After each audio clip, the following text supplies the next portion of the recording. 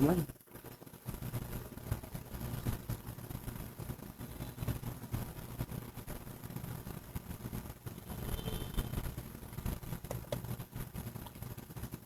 Salamat.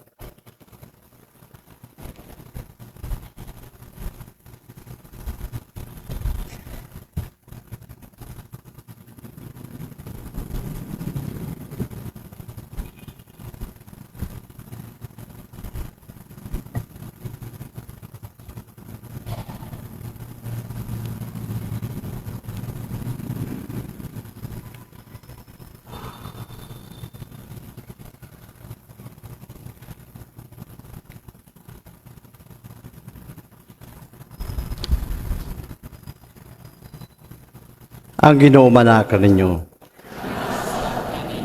Ang santos nga ebanghelyo sumala ni San Juan.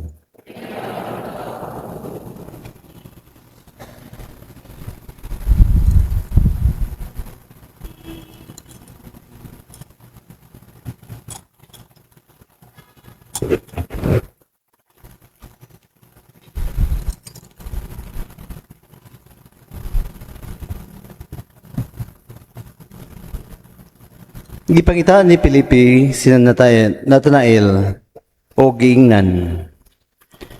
Gikahibalag na mo ang giskutan ni Moises basahon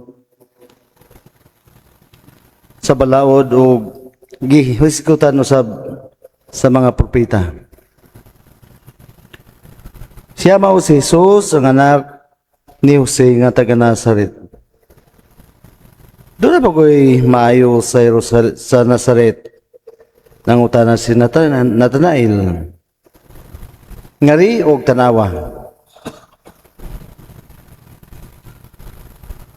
Mitubag si Felipe. Sa pagkakita ni Jesus ka Natanael, nga nagpadlong kaniya, miingon siya,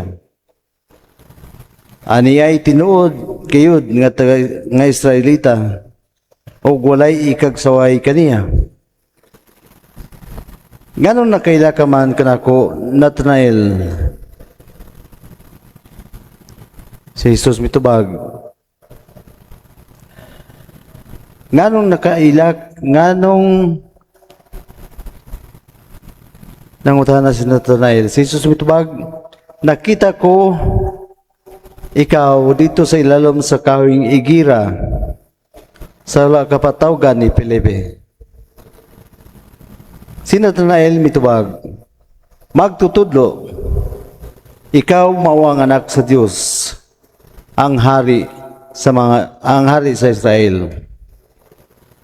Si Jesus mingon, mito ka ba tungod lang kay mingon ako kanimo nga nakita ko ikaw sa ilalom sa kawing igira. Makakita kag mas kahibulungan pa kay niini. Og miingon siya kanila, sultihan ko kamo, makita ninyo nga mabli ang langit ug ang anghel sa Dios nga mo sa kakanaog sa anak sa tao.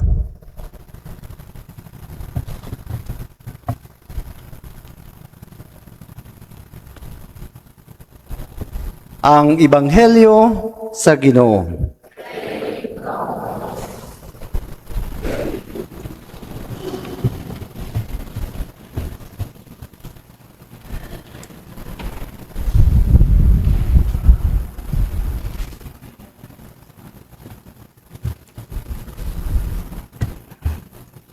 Maayong gabi, pag-usab kanatong tanan.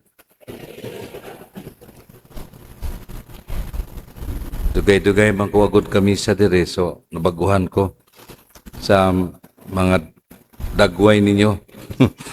Ako nailhan atong 1990 pa. Nga diya pa mi magmisahan diya sa gamay nga kapilya sa Mactan. Nindot nga magsaulog kita sa umabot nga Miyerkules, no? Miyerkules sa gitawag natog Pearl anniversary sa pagkatukod sa parokya. So this was erected established in 1996. See? Sa paspas kayong panahon, 30 katuig na. O sa 30 katuig, ang population siguro diri nag 50 times o 100 times sa kadaghan. Apan sama sa atong pagsaulog sa kang Senior Santo Niño matag Pebrero, ang mahal nga birhen, package deal man yun ni. Ang mga tao bitaw pag moadto sa regla, na-assign mo ko sa regla, magmiesta ang regla, ang mga tao gikan sa Bugo, gikan sa kung din, muagi sa Santo Niño o sa moadtog regla. Unya magpista sa Enero sa Santo Niño, muhapit po na mga bases diya sa regla. So dinhi gipackage ninyo regla o mahal nga birhen. I would like to apologize because I'm not actually the one who is supposed to preside in the liturgy tonight. My parish priest, Father Jojo, naman siya conference sa Maynila, sa among provincial conference, so gidelegate ko niya o gisugo ko niya nga magmisa. Uban ako si Father Ray. Mga igsuon ko, our Mother Perpetual Help, most probably in many places and parishes in the Philippines, is the one most well known. The Berhen sa Regla. Pagsulod na ako sa MSC, nakaila ko na aday Berhen sa Regla. And sa Davao, sa Digos, I was a devotee to our Mother Perpetual Help when I was in high school. Kabala naman yung mga batanon sa high school, at simbahan, sabay-sabay sa mga dalaga, Catholic school man mi, girls department o boys department, dito may makita sa simbahan, sa novena, sa our Mother of Perpetual Help. You know, very simple but has made me aware of who Mama Mary is. Inahanday siya sa kanunay panabang. And since then, na ako'y devotion kaniya, isip inahan. Later on naman lang ng Berhen sa Regla, niya pagsulod na ko sa MSC, our Mother, Our Lady of the Sacred Heart. So, we grow in our relationship with Jesus and Mary. And sometimes through Mary, we are brought or we are introduced to her Son, Jesus. Mga igsuon ko, this devotion has been there. Baluman mo no, kinsa ang nag-found anino? Saint Alfonsos de Liguori. No? Saks ba? Isa may mga graduate sa Saks diri. So siya ang nagpundar sa Redemptorist Fathers ug siya ang naghatag og titulo sa mahal nga birhen inahan sa kanunay panabang. It developed and until it was spread throughout the world and it's now become well known all over the world. The iconic image of Immaculate of Our Lady of Our Mother Perpetual Help. Asa man katandito no. Kabalo ko nakasabot na mo no na ang history na duha ka anghel, etc. Ang kamot sa Mama Mary. But more importantly is Mama Mary is ang atong inahan nga dali ka yung duulon. Mao ka na nga gitawag sa inahan sa kanunayng panabang. Kay walay puas ang iyang pagtabang kanato. Bisan gamay ra atong nailhan niya sama sa inahan, muduol gayud kita kaniya. Amen. So, kamo, I was even surprised. Uy, novena sa mahal nga irin. Napuno man ang simbahan. Puno man mo. So sa ato pa, the devotion here and the fiesta here has been growing. And because we would like that our parish, not only Jesus, the Santo Niño, but also the Mother, di maginas na magbuwag. Pananglitan sa mga piyesta sa simbahan na obserbahan ninyo. December 25, piyesta ni Jesus. January 1, Mama Mary. Pag panahon sa nagi counterpart, Sacred Heart. The following day, Immaculate Heart. No? Wala mo ka-obserbar nga, dool ra gyud kaayo ang inang celebration kay mura ba taog kuwang ug wala ang mahal nga inahan sa atong spiritualidad o sa atong pagsimba. I will go now to the feast that we are celebrating, the feast of Bartolome. Bartolome ba? Pista ni Bartolome karon, kinsa man si Bartolome? Usa man na siya sa apostol. Nya maglibog po. Ngano, Nathaniel malaki. Nathaniel. Ang ngalan ni Nathaniel, siya Bartolome, anak ni Tolome. Sa mga Hudyo, pag may kag Bar, nya sumpayan na sa apelyido. Kaya ang ilang ang pangalan sa mga Hudyo, ang amahan gyud permanente ang reference point, Bartolome. Bisan sa mga Dutch, ay Van. Pero sa mga Hudyo, Bartolome means Nathaniel. And what happened to Nathaniel? Nakailaman ta ni Bartolome nga, ko kay siya nahitampo sa paglambo sa Kristohanong pagtuo tungod sa iyang pagpakailap niini sa nakalain-laing mga kanasuran ug hangtod nga siya nahimong martir. No? Kung naiaguman ni Jesus ang kamatayon, si Bartolome mausab gibubo ang iyang dugo aron sa pagpakailap, pagpaila-ila sa atong Ginoo. Nadungog nato nga siya usa ka tawo nga wa gyud pagpakaaron ingnon, no guile. Wala dili siya plastic. And so Jesus already, when he approached Jesus, Jesus knew very well kinsa ning tawana. Nasayad man ta si Jesus, nakakita man unsay naa sa atong kasing-kasing. In the encounter with Jesus, he's the one who takes the initiative. And so he said, Nathaniel, kining tawhana, i-describe ni Jesus si Nathaniel. And he was so amazed and surprised. Ano kailamang ka nako? Kung mga igsoon, mausap kini, ang gisulti ni Jesus, kay makakita ka mo sa anak sa taong musaka kanaog. Maong gisaad ni Jesus, kung makikimamat kita kaniya, kung maningkamot kita, nga matubag nato ang gipangutanan niya niadtong Domingo, kinsa man sumala sa mga tao, kinsa man ako, ug mingon si Jesus, kamo, kinsa man ako, mausap ka na. Ang encounter ni Bartolome or ni Nathaniel and Jesus is the beginning of a deeper relationship. Getting to know each other deeply. It started with Nathaniel. Natingala siya. Kinsa man gyud ning tawhana nga nakaila man ako. O dito na nagsugod ang iyang interes nga mapalawom niya ang pag-ila-ila kang Jesus. Kita usam. Doon na pa kita'y panahon aron himamaton aron mailhan nato ang Ginoo. Kay last Sunday's gospel is very dili lang siya mo'y foundation sa atong simbahan kay kita may una o kita man gitinuod nga simbahan nga gitukod ni Kristo pinaagi kang Petros o kang Cephas nga bato si Simon gihimong Petros o Cephas kay gihatag ni Jesus kaniya ang otoridad. Basa ninyo Yahweh in the first reading mag-abli og serado sa balay ni David. In the gospel, Pedro, ihatag ko kanimo ang Yahweh. Ang Yahweh. Kinsa ra may makasulod sa balay, katunay Yahweh. Ang Yahweh nga maoy tigbanantay sa pultahan.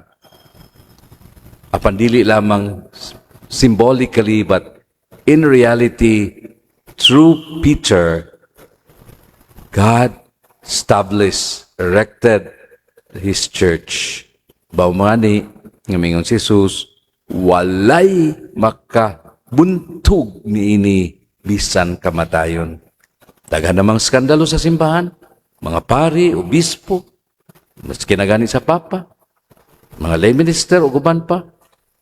Apan, dili tungod kay makasasala ang mga nagdumala, kundili kini gitukod ni Jesus Muluntad hangtod sa kanturan hangtod sa iyang pagbalik. O mao kana nindot sab nga mutubag ta sa iyang pangutana. Padayon ta pagtubag. Magpadayon ta sa pagampo, padayon ta sa pagpamalandong, padayon ta sa pagtanaw sa atong mga kasinatian kung unsa naglihok ug unsa si Jesus ug kinsa si Jesus alang kanato. Amen. Taas na to, magmisa ko dito sa babag 1 hour na gid na. Nga karon kay first time man ta makita, sobrahon nako gamay. Okay ra? So salamat sa inyong pag-imbitar namo ni Father Ray Semeros, MSc, Father June Diamante, MSc, as Father Boots, uban mi atong retreat, miyaging simana, o nindot sa nga magpadayon gyud ang atong parokya sa paglambo. Siguro kining parokya ha, so maabot na panahon, madugangan pa, mga anak pa ni. Kay usahay, ang katong naa sa mga lagyo, mas nindot nga sa ila sa tugaran o sa ilang barangay doon sa nga gitawag nga katilingban. Dini, nakasentro man ni sa Mactan. No? Sentro namin sa Mactan. Nya kining Mactan, urbanized city na magyud kayo eh. Kung itandi nimo 36 years ago, sus kabaryotik ani. Sama bito sa Cordoba. Kung niabot Cordoba 1984, sus kabarbaryo pa. Karon, perti nang mahalas yuta. Laban na diri no? Milyon-milyon ang yuta diri no? Mga dato din taga-Mactan. Kanto mga yutaan. But anyway, let's thank and praise the Lord nga iya gayud. Makita naman nato ang ebidensya, ang kalambuan, ang pagdaghan sa katawhan ug pagdaghan sa mga deboto sama ninyo. No, na mga blue ladies, oh. Blue ladies, mga Our Mother Perpetual Help na, no? Mga blue ladies mo, deboto mo sa Our Mother Perpetual Help? Dili. Ano sila, oh? Ang kada, daga pang blue lagi. Oh, sa piyesta siguro, do. So, congratulations in advance sa Pearl anniversary.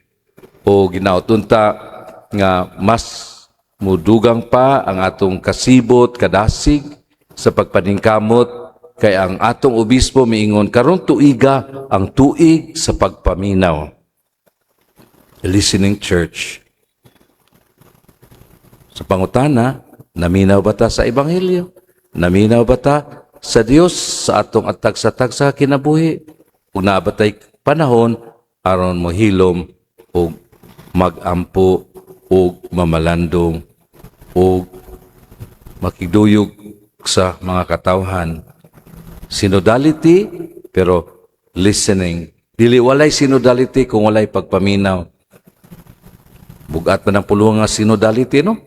Pero, o pagpaminaw, makasabot man gid mo.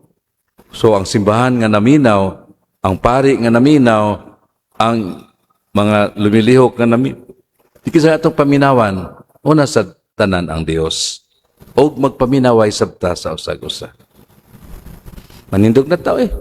Kay, mura na mo, lain tinanawan ako. Sobra na ni siya. Asa man. Pagampo sa katilingban.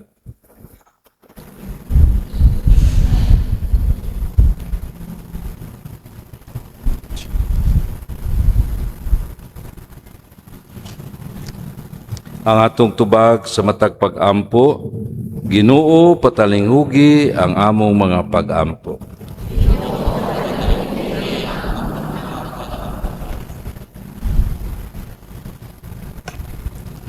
Nga ang simbahan, mamahimong abli sa mga pagpamuhat sa Espiritu Santo, ilabi na diha sa mga kalihukan nga magpalambo sa pagtuo sa katawhan sa Dios. Magampo kita sa Ginoo. Nga ang mga nangulo sa gobyerno mamahimong takos sa ilang dungog ug dignidad tungod sa ilang kamatinud-anon ug sulundon nga pagtuman sa ilang katungdanan. Magampo kita sa Ginoo. Nga aduna untay mga programa alang sa pag-umol sa mga kabatanunan. Magampo kita sa Ginoo. nga ang mga masakiton makakaplag og tabang diha sa pagpangalagad sa simbahan. Magampo kita sa Ginoo. Nga imong tang isipon nga takos ug mapuslanon alang kanamo nga ngalangdong Teofilo kamumot mabayaw na ngadto sa altar sa mga santos. Magampo kita sa Ginoo. Nga ang mga matuuhong mihali na makaambit sa langitnong kahimayaan. Magampo kita sa Ginoo. Magampo kita, Amahan, sa among pagpadangat niining mga pangamuyo nganha kanimo inubanan sa panabang ni San Bartolome. Tudloy kami sa pagamuma sa uban o sa pagsalig sa imong kamanggihatagon pinagi ni Kristo among Ginoo.